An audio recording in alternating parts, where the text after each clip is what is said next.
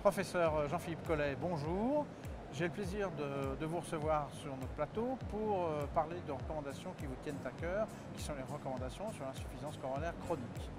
Est-ce que vous pouvez déjà, dans les grandes lignes, nous dire s'il y a eu beaucoup de changements ou si on enfonce des portes ouvertes? Bonjour Monsieur Gaillet, ravi de se revoir. Donc c'est des recommandations d'abord de haute qualité et c'est trois recommandations importantes pour les cardiologues qui s'intéressent à la maladie coronaire, puisqu'il y en a deux sur les facteurs de risque et il y en a une sur la prise en charge de la maladie coronaire chronique. Et ce qu'il faut retenir premièrement de ces recommandations, c'est qu'elles se rejoignent à un certain point, et c'est-à-dire qu'on a fait un effort pour essayer de parler des mêmes malades en termes de risque, puisqu'on va de la prévention primaire à la prévention secondaire à haut risque. Et avant, les gens ne parlaient pas des mêmes malades. C'est-à-dire que le très haut risque des lipides, ce n'était pas le même que les diabétiques, ce n'était pas même que les coronariens classiques. Donc ça a été remis à plat et on parle des mêmes malades de la même façon. Et donc on peut avoir les mêmes interventions chez des patients qui ont, par exemple, une maladie coronaire connue, qui sont diabétiques ou une dyslipidémie. Donc ça, c'est un changement qui est majeur. Après, peut-être quelques autres points importants sur lesquels on peut revenir?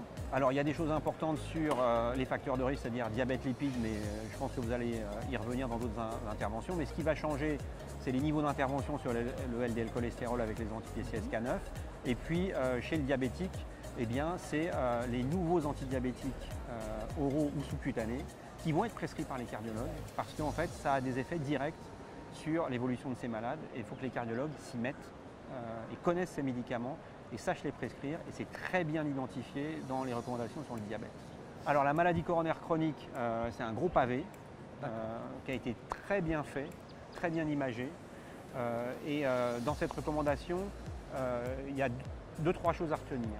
La première, c'est qu'on a fait le constat que la probabilité pré-test de la maladie, donc c'est l'approche bayésienne qui est essentielle pour pouvoir eh bien, prendre en charge les malades, elle a beaucoup diminué. C'est-à-dire que les malades qui se présentent avec une douleur thoracique, la probabilité qu'ils aient une maladie coronaire, eh bien, c'est moins de 60% des patients. Et donc, il a fallu remettre ça et prendre ça en compte, et c'est ce qu'ont fait les recommandations. Donc trouver des alternatives.